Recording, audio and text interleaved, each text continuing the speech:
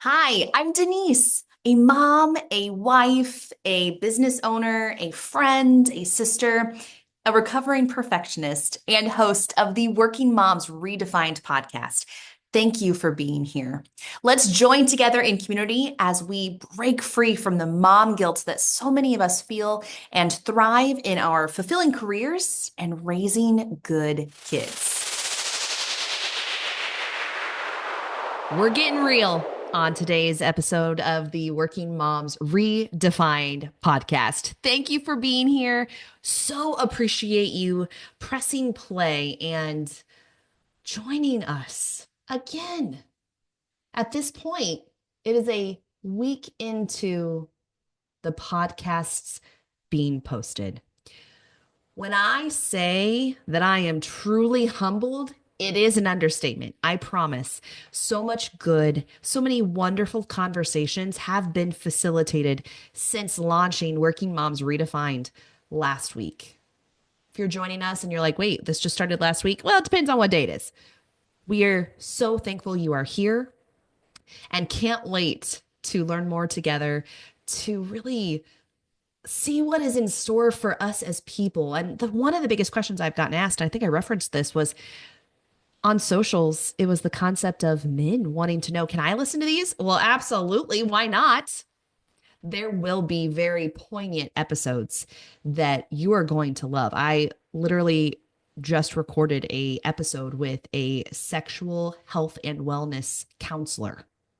You guys, I learned some things and I can't wait to share that episode. And then I'm going to send it to Jeremy because I'm going to be like, we're going to talk about this stuff tonight. So join in on the conversation, whether you're a man or a woman, because, right, if you think about it, when we talk through these things, and I'm talking to the men here, it's like you're getting an inside look into our brains. You are welcome, is what I love to say. Now, granted, it's just into this brain for this episode because we are talking about control. I have always, always admired women who don't seem on the surface to have a problem with a lack of control. From my perspective, what does that look like in regards to what a lack of control looks like? I think it, to me, is apparent when someone is so free and super fun and goes with the flow and is spontaneous and is so very beautiful. And if you're thinking, Denise, I kind of think that of you, I'm going to go ahead and pull that sheet back because, yeah, I might be fun and exciting and wonderful, and those words describe who I am and who I show up as. I am here to tell you that I don't always believe that. And I wish I was different at some points. Am I proud of myself? Absolutely. This is not negating my self worth or my self confidence because those two are different. I am sharing that sometimes we put a story in our minds as to who we think a person is, and then we expect that we cannot meet them on that level. We're going to cut through this crap and say we are all on the same level. And I am envious of others and the way in which they can show up that are different than how I do, while realizing there's a reason in some areas as to why I can't. However, there are areas, or let's call them opportunities, for me to grow in. One of which is being okay if plans change. How dare I? If this is you, welcome. We are the same. If this is not you, help me. Help us. This is the importance of sharing in community what is Working Moms Redefined. We are going to help one another. And what did I do? I've asked my friends for help. I've asked experts for advice and tips and what does it look like? And one of the biggest things that I hear from these people is own who you are. Give yourself permission to know who you are is good enough and that it is okay, while also realizing that you have some areas to grow in. Yes, yes, I do. So, to say all of that, I'm going to tell you that one of my biggest areas of opportunity in growth is that in letting go of plans, to not have a set agenda. Because when that set agenda is, logged by me, it changes. Now, not always, but from time to time it changes. When it does, whether that's 2 times out of 10, 5 times out of 10, I don't know, I haven't reflected back on that much, I lose my ever loving mind. And if you think, Denise, what is ever losing mind being lost meant to you? I get angry. I learned this recently. I would have thought that when plans change, and I don't like that I get frustrated. When really, as my beautiful therapist, Sarah Simonik from episode 5, pointed out recently, it helped me clarify. Let's put it that way. She said, I wonder if it's really anger. I'm sorry, what? Anger in this body? I'm not angry. What? I don't get angry. The defensiveness went into full force, right? I don't get angry. What? Angry? What? My mom has talked about how her mom was angry, how her grandma was angry. Are there moments where I see my mom get angry and she suppresses it? Absolutely. We've had that conversation. Who do I think I am to think that that's not me? Well, apparently in the most recent therapy session that I had with Sarah, I thought that, how dare you? How dare you call to attention something that I know deep down inside is true? How dare you, right? Obviously, I am being a little sarcastic because I needed it. And since that day, I have realized that anger is apparent. Now, the next question she asked is, well, what did your mom do with anger? We talked through that. She said, well, that doesn't really fit. What did your dad do with anger? My dad is a wonderful man. He is a quiet man. And as my mom says, those are the ones you got to watch out for. She's right. So as I reflect back on what does anger look like to my dad, I can't tell you many a times in which he was angry. I remember too. I can't believe that. I remember 2 instances when he was angry. One, when I did not take a full scholarship ride to a community college, he slammed my door so hard that the sound is burnt in my brain. And the other time was when I had to clean out the stock trailer because I lied and there was manure everywhere. He was mad. But as the age of 34 and 2 times mad, I'll call it a win, or at least 2 times that I can remember. But he still did not use words. He didn't. And so as I take myself back to the moment when Sarah, therapist, asked me the question, what does your dad do with anger? I answered, he holds it in. He does nothing. And then she looked at me with her side eye view and she goes, ha, wonder where you get it. Thanks, Dad. Yet, of course. Now, I will say that I have seen him get pretty angry around cattle and rounding them up, whether he's trying to get them in the chute to give them shots or if he's trying to separate the calf from the mom. Cuss words do happen. And so maybe his way to get that anger out is through calving. But for me, man, I don't know if I've gotten it out. So she gave tips as to, right? Go take a baseball bat and hit a pillow. And that seems silly. Okay, well, go punch a punching bag. I don't have a punching bag, right? I came with all these excuses. And she says, you're still in denial that you even have anger in your body. I said, of course, this is new information to me today. And I started working down the thought process then of why did I not recognize this before? I didn't want to. And until you are ready to change something in your life, you won't do it until you feel that anxiousness or that tense or that desire to make a change because you felt what happens when you don't make the change bad, usually. You're not going to want to change. Well, now that she called me out in a very kind way, again, I'm putting words in a different way in which she said them. I want to do something with it now. Because then she asked me, what do you often get angry about? And at first I was like, I don't get angry. And she goes, Denise, think about what you get angry. And instantly I said, well, I get frustrated. So I've labeled anger as frustration. They're similar in nature, right? Frustration honestly just sounds better. That's why I went with it, probably. And she goes, what frustrates you? And I think back and it's when The kids get out of their beds after I put them to bed, right? It's the moments of when Jeremy comes home and says, "Hey, this popped up on the calendar. We're going to go ahead and do that tonight." When in my mind, I had a peaceful evening on the couch to catch up on a little bit of work with my bra off in my plans. And I don't like it. I don't like plans changing. It produced anger. Why? That was her next question. Why? Why don't you like it? Hi, my name is Denise, and I have a control problem. Shocker. I think that I control a lot of things. Ultimately, remember, I often keep in mind, doesn't apply or doesn't work or whatever you want to say. When we make plans, God laughs. But darn it, if I don't just try to make him laugh each and every day, apparently, because I'm making those plans because it helps me. It helps me feel as if I have control, whether it's the control in the time in which we eat, the plans that we are doing, when we're even doing it.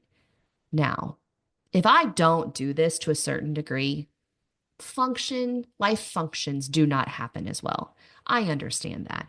It's the anger around the lack of control that I don't like. Why? Do I like the fact that the kids get up at 6:45? The reason that they get up at 6:45 is because we need to leave the house by 7:30 and it takes 45 minutes to get them fed, teeth brushed, clothes on, all of those things, right? That is a control factor that I believe as one to benefit the family. The ones I'm more so talking about are the ones that make me not love myself quite as much. And as I think back as to, is it a control problem or is it a I don't like when change happens, the loss of control, because then I can't mentally prepare for what is coming. That is somewhat of the resolution that I came to. Do I like change? No. Do I, like to have the control? Yes. But it's in those moments when I can't control either, and I still have somewhat of a plan or can prepare for that plan, that I feel like I'm showing up as my best for the family, for my friends, for work, for fill in the blank, right? And when I can prepare, I feel like I show up as my best. I feel like I'm the best version of myself in that moment. And honestly, it's because I want to serve the other person because they deserve me to be prepared. So I share all of that to say that I'm balancing or considering that side of the conversation. And I honestly find myself using it as motivation. But I question myself as to, but aren't I good enough, prepared or not prepared, with the people that I don't have to show up for in a certain way? I'm not talking about showing up at work because there are dynamics of that preparation that are absolutely necessary. I'm talking about spending time with friends. Let's use that example. And if I don't prepare the food or make the reservation or whatever, I feel as if I'm not doing enough because that's my contribution. I'm good at planning. What would it look like to spontaneously say at 4 o'clock, "Hey, girls, you want to go get a drink tonight? 5 o'clock, meet you there." Yes, I am the planner of my friends, and I love that title because I like to create community environments. But it can happen an hour before it's supposed to happen, or at least I'm told that it's supposed to be able to happen that way. Maybe I should do that. Maybe I should challenge myself. No, but then that's planning spontaneity, which kind of fits with me. We'll dissect this more, I believe, as we move along today. And I find myself asking, why can't I let go of control?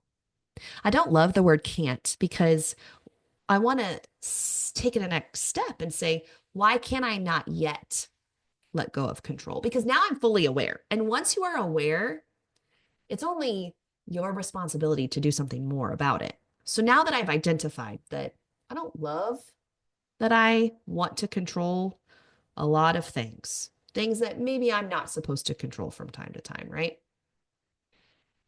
What does it look like if I let go of the control? A thought that I love to keep in mind is And it came to me on a beach because all good things come to you on a beach, right?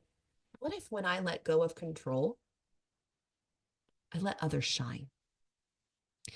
Jeremy and I have had some hard conversations about sometimes maybe he might feel a little micromanaged. Shocker, because systems keep things running efficiently. Yet when I let go of the control, it gives other people an opportunity to shine.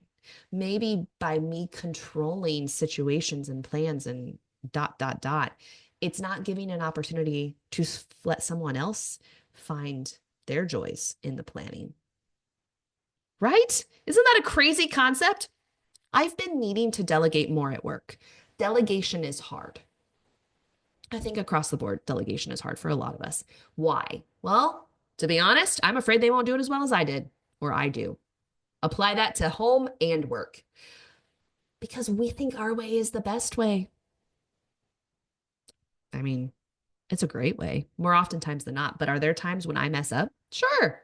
Do I brush that under the rug a little faster, probably, than I might brush my coworkers or my partners? Probably.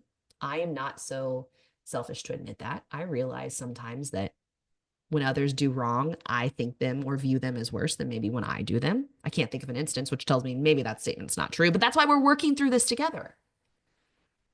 What's going on in your mind when you consider the thought, maybe when I let go, I'll let others shine? I apply it to our kids even. What if I let go of the 7:30 bedtime routine? All of the things that go with bedtime. Why do I love that? Well, first of all, let's be honest. We know the benefit of good sleep. So I'm going to give myself some grace in that.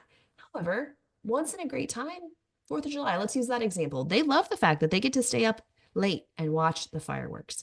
And when I let go of their bedtime from time to time, the shine in their eyes is proof enough. How do we find an equilibrium, if you will, between the two?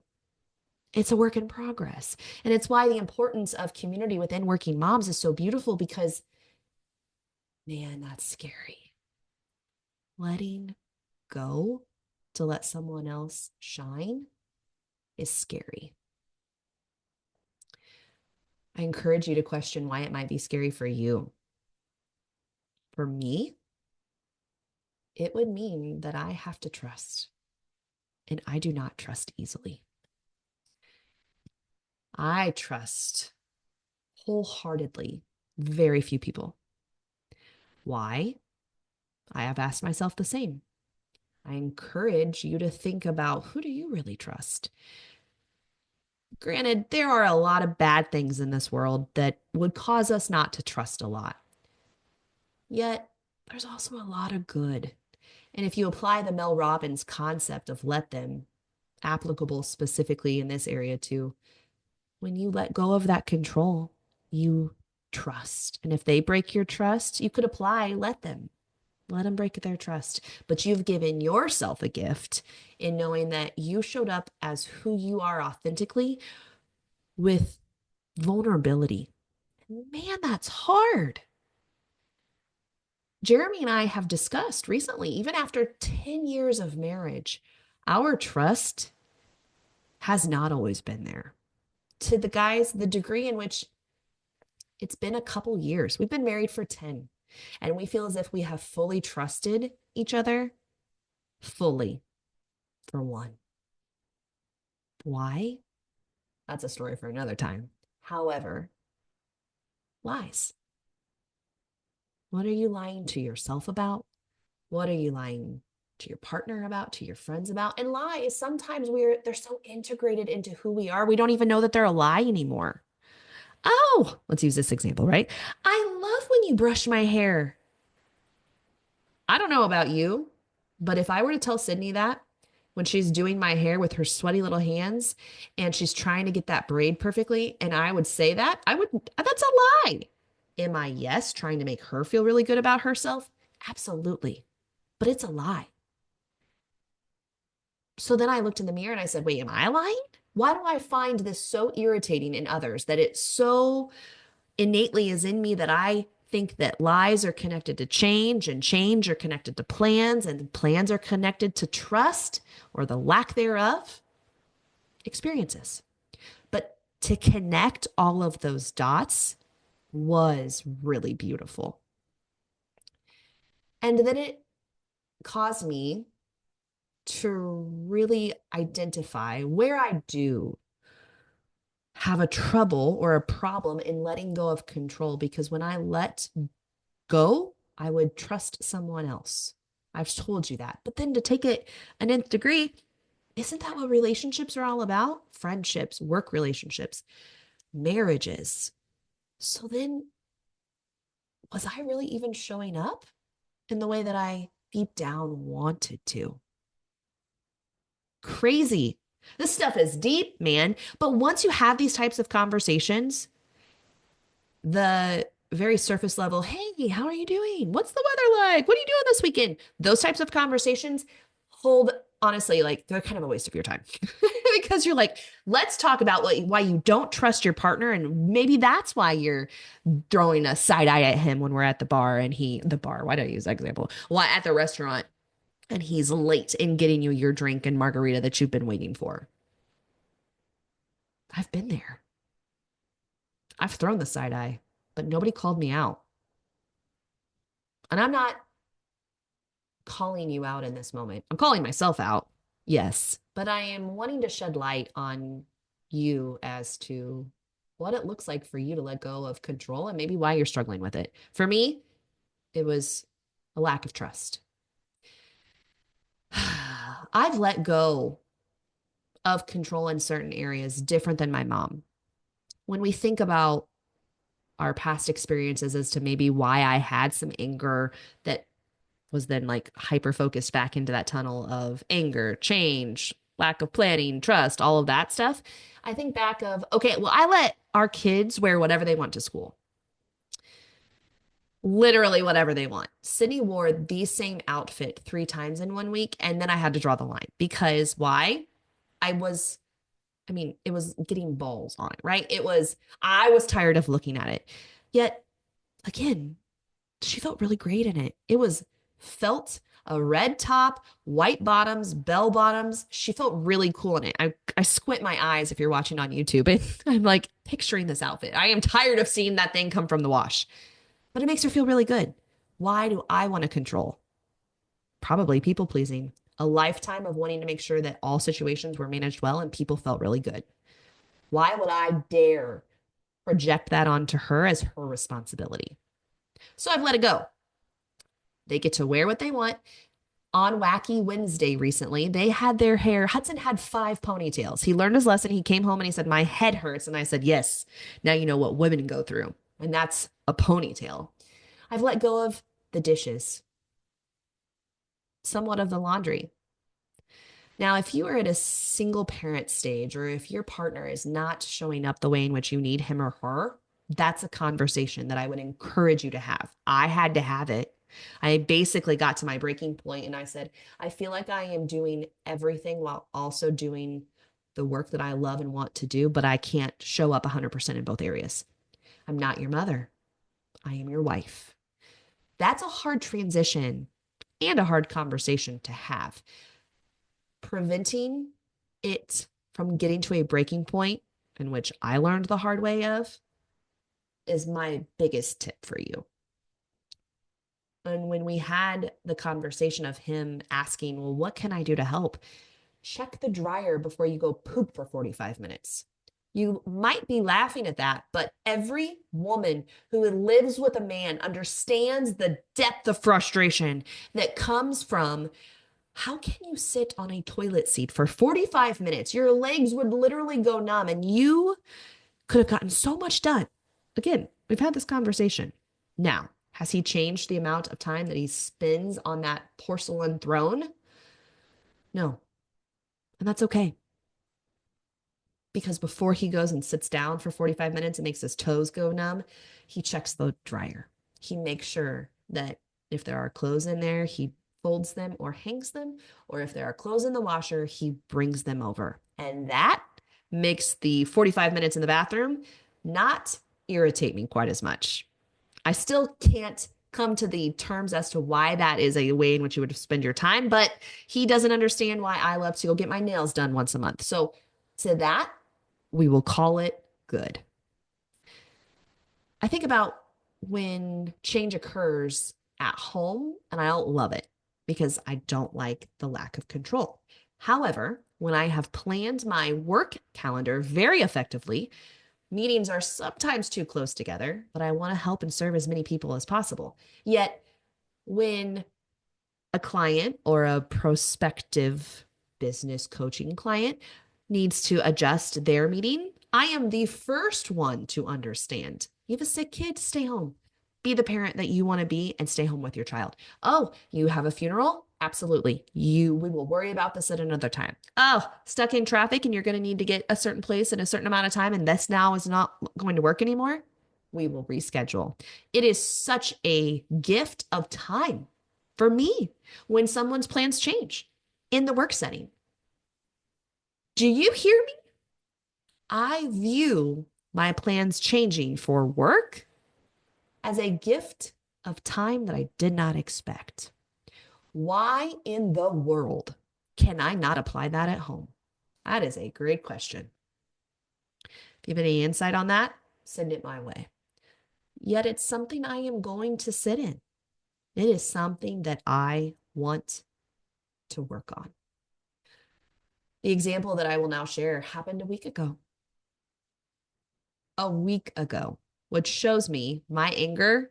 Man, that inside out little character of anger is flaming red today, and it's got fire, steam, all of it. And that happened a week ago. Jeremy has a work schedule that is a gift to our family in the sense of he goes to work super early, but yet he is home for the kids to get off the bus. I have taken full advantage of this because now I schedule meetings a little bit later so I can help serve people. When the plan needs to be adjusted, hey, Denise, I need you to be home for the bus today. I will make it happen. I will adjust my plans because he usually asks me several days, if not a week ahead of time. I appreciate that. So that happened last Tuesday, and Jeremy needed me home because he had a meeting. I'll be there. Now, I had a coaching client in that morning cancel and ask, instead of this morning, can we meet this afternoon? And I couldn't because I wanted and needed to be home for the bus. Okay, well, when you're an entrepreneur and you can't reschedule meetings that already have a price tag associated to them, you don't get income off of that. I'm sure you can sense my frustration. Nonetheless, I'm home for when the bus gets there. Jeremy is also home, and I'm very confused. And he goes, "Oh, my meeting's not till 3:30." I said, "Oh, yes, man, it would be nice if that was on the calendar." Uh-huh, looking at you, man. And he goes, "Oh, here it is." And he pulls up the text message. And he reads this aloud to me from the text message and said, "We will meet at 3:30 on this date." Do you know when that date was? I bet you can imagine that it is not the date that I was currently home. And I said, "Jeremy, that is tomorrow." He looked at me and he goes, "You are kidding." I said, in a anger state, "I've canceled a meeting for this because you didn't put it on the calendar, because you, all of these things, pointing a finger, right? Because my plans changed for home." The next day, the day before podcast launch of Working Moms Redefined, he did it again. Guys, at this point, I am fuming. It is 3:30 in the afternoon. I needed to be home, remember, because that meeting got moved. And so I was home again. The angst in my voice is really apparent right now. I apparently need to work through this some more. Nonetheless, I was home.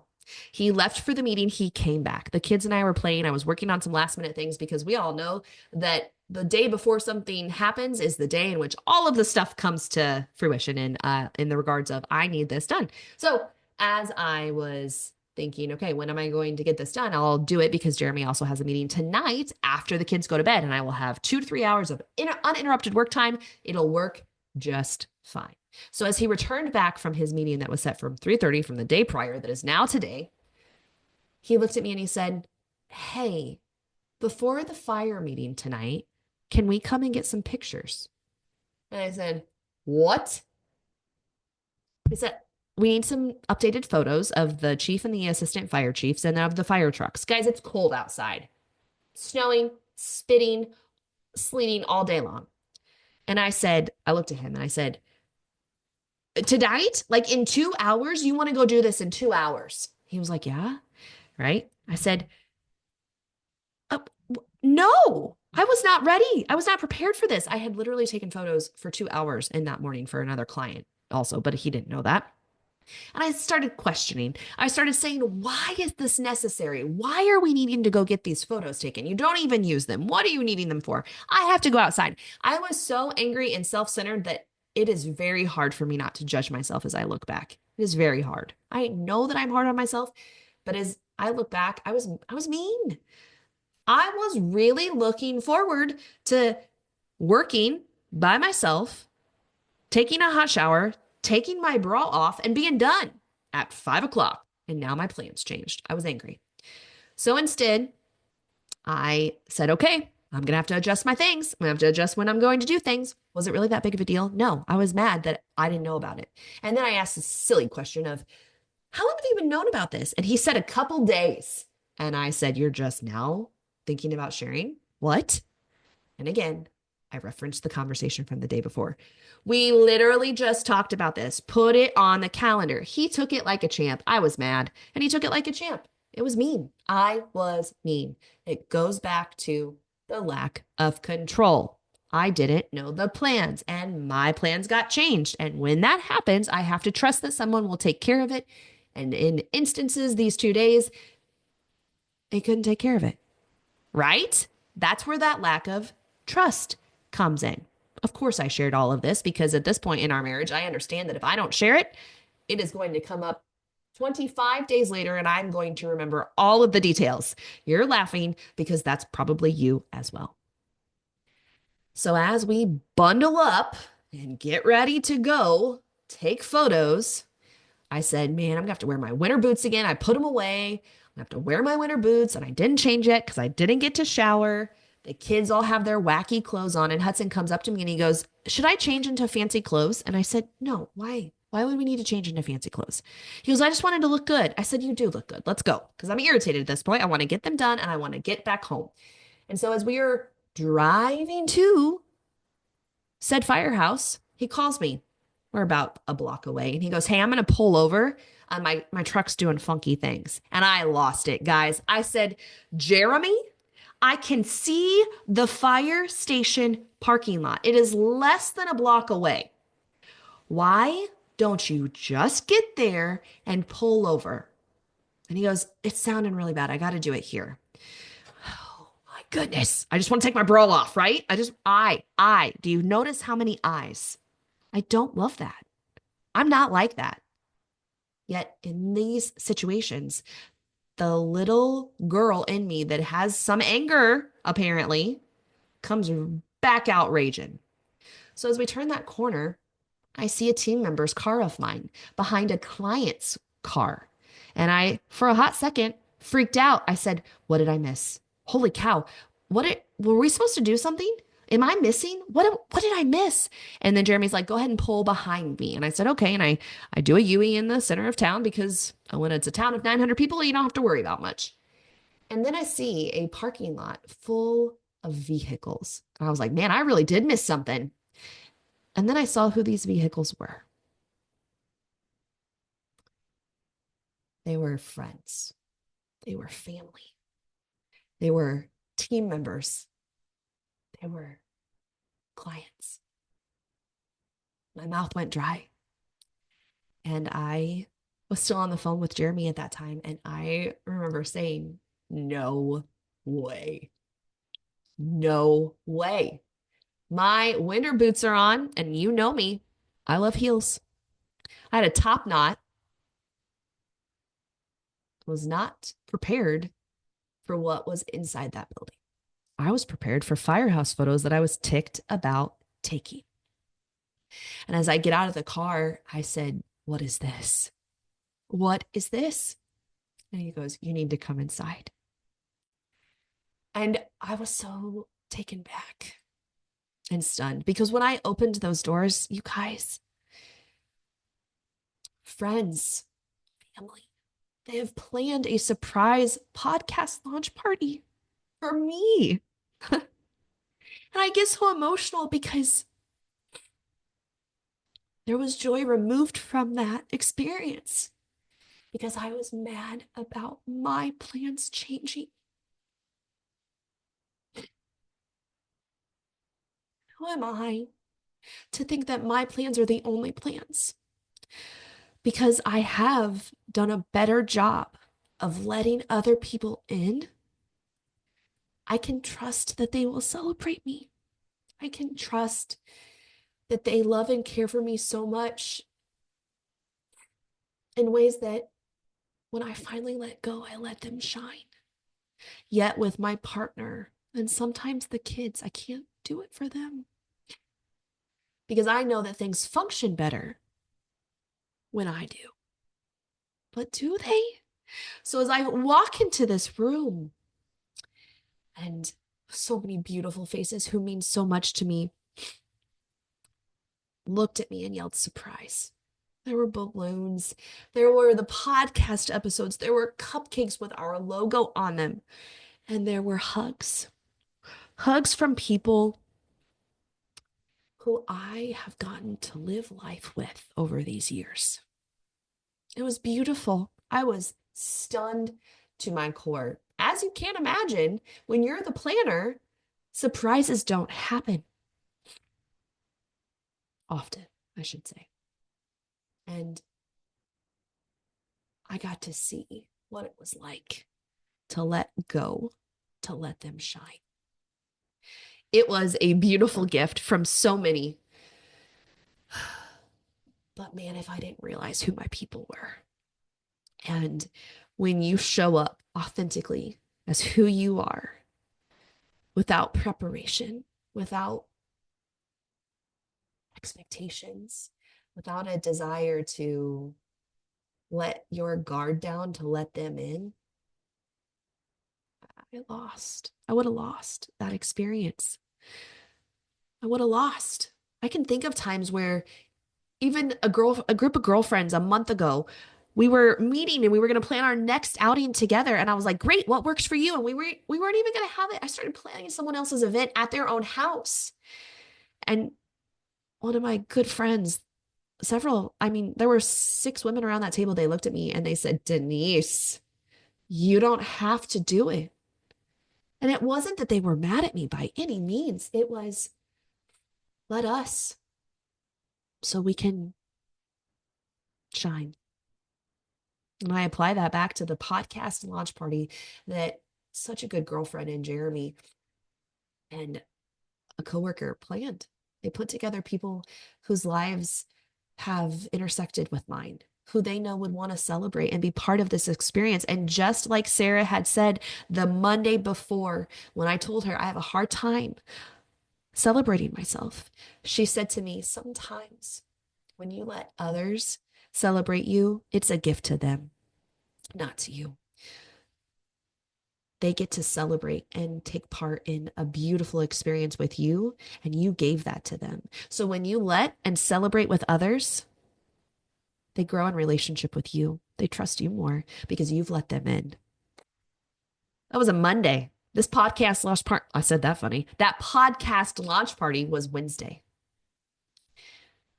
I got a smack face example of what it looks like. And as I left there, I had several people who are close to me. They're like, you are at a loss of words. And one of my girlfriends said it best. She's like, she's stunned. This is new. And she looked at me and she said, I'm going to tear up again. I hope that you can look at this and realize that you plan and control a lot of good things, right? And she meant it so intentionally and so full of goodness. She goes, but it's okay to not have to plan it all. She's so right. She was so right. So what are you planning? Or what are you doing really? That if you chose to give yourself a gift, to not put so much pressure on yourself, that ultimately goes to that mom guilt that so many of us feel. What if you gave yourself the gift of letting it go a little bit more? One of my biggest goals this year was I wanted the kids to feel fun and vice versa. I wanted to feel more fun with the kids. They're at a point where discipline is happening less and less. They are wanting to figure out their own ways in life, and I want to let them. And that comes with a lack of, I mean, I have a lack of ability in myself and trust in myself to know that I can do it. Yet, why not try, right? Because you never know who is wanting to throw you a party. You never know who might want to have that one-on-one lunch with you because you put down your fear of rejection. You never know who might want that relationship with you if you were to put down that fear of, man, I wonder what they think of me. Create the relationship.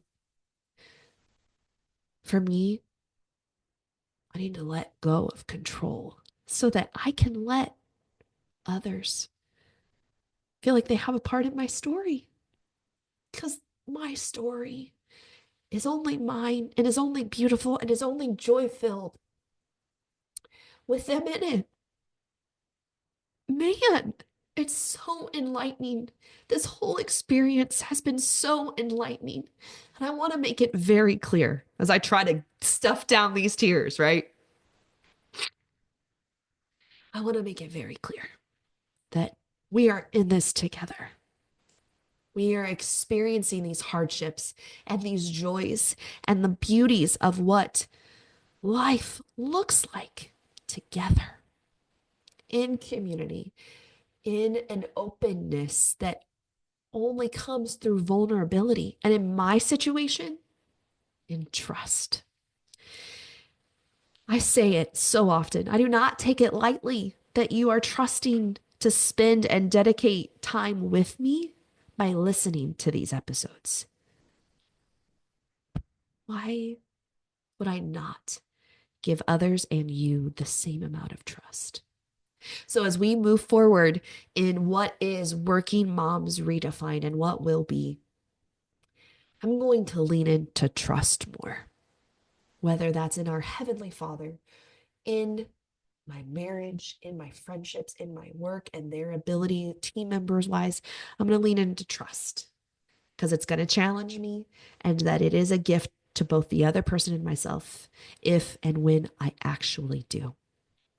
As we part ways today, what is it that you can maybe challenge yourself with? Don't think that you have to change who you are or what you do each and every day, but give yourself permission to know that it's okay to reflect and see if maybe there is an opportunity for growth that you and only you can identify. And then ask some people, hey, I have been struggling with the fact that I realize that lack of control, having a lack of control is a problem. Or is it area of opportunity for me? What are your thoughts?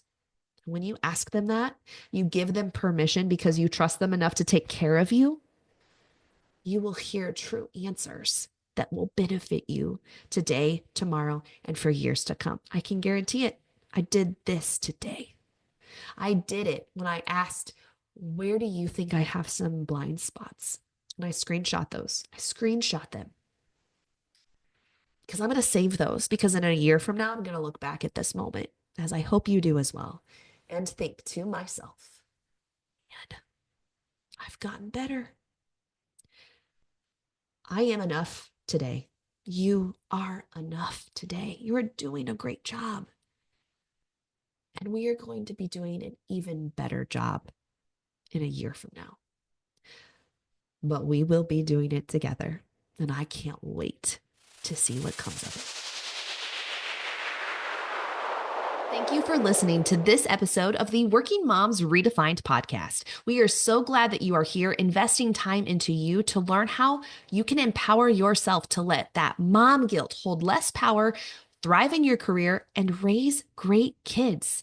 You are doing so well. And if you want to remind someone else that they are doing a great job too, we would be honored if you would share this episode with them. Connect with us on YouTube and follow us on social so we can create that community that so many of us crave and need. And remember, you can do hard things.